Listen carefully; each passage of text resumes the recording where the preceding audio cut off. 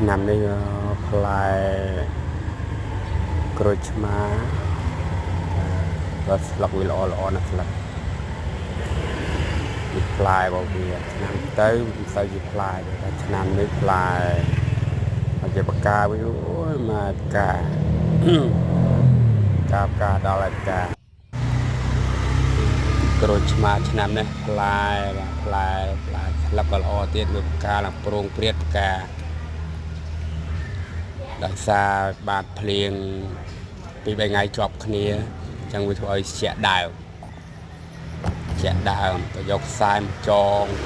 ជាប់ទុកវាមិនអញ្ចឹងទេវាអាចផ្លែច្រើនអញ្ចឹងអាចដល់ដីណាមួយវានៅក្បែរលបងអញ្ចឹងវាត្រជាក់ក្រូចឆ្មាឆ្នាំនេះផ្លែស្លឹកក៏ល្អទៀតវាបកាឡើងប្រងព្រាតបកា